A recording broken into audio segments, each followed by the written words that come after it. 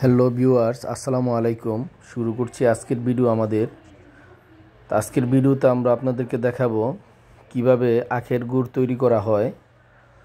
আমাদের আখের রস অলরেডি আমাদের ছাঁকা হয়ে গেছে। আমরা আখের রসটি জাল দিচ্ছি। এখন আমাদের প্রায় 2 ঘন্টা জাল হয়ে গেছে।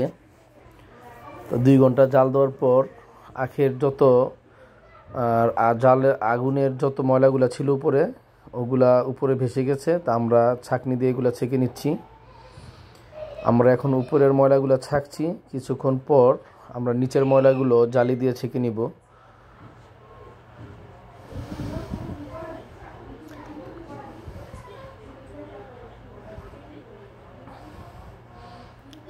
নিচে আগুন দেওয়া হচ্ছে।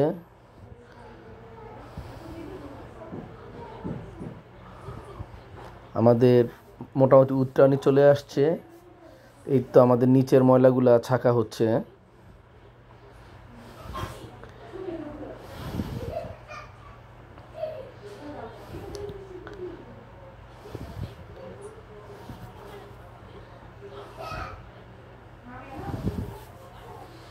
গুড় মোটামুটি রেডি হয়ে গেছে।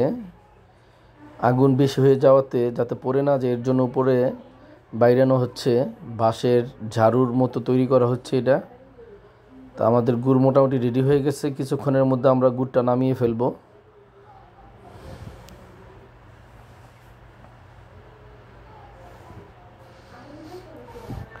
গুড় নামানোর সময় অনেক সতর্কতা অবলম্বন করতে হয়। একটু 19-20 হলেই সারাদিনের পরিশ্রম শেষ।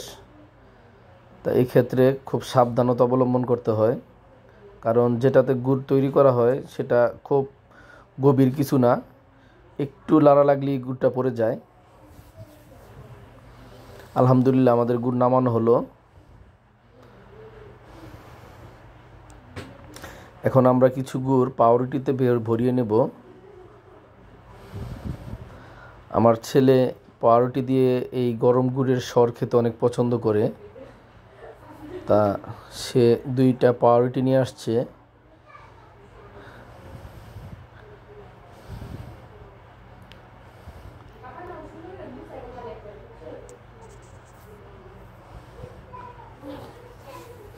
অনেকে পাউরুটি গুড়ের ভিতরে একদম চুবিয়ে নেয়। তো ওই ক্ষেত্রে গুড়টা অনেক বেশি হয়ে যায়, তা খেতে খুব বেশি একটা ভালো লাগে না। আমরা শুধু গুড়ের সরটা দিয়ে নিচ্ছি।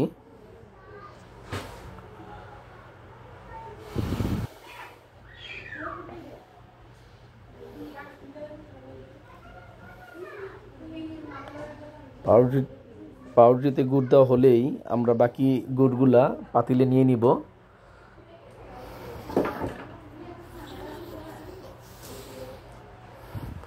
বাকি প্রসেসিংটা গুড়টা বাসায় নেওয়ার পরে করব।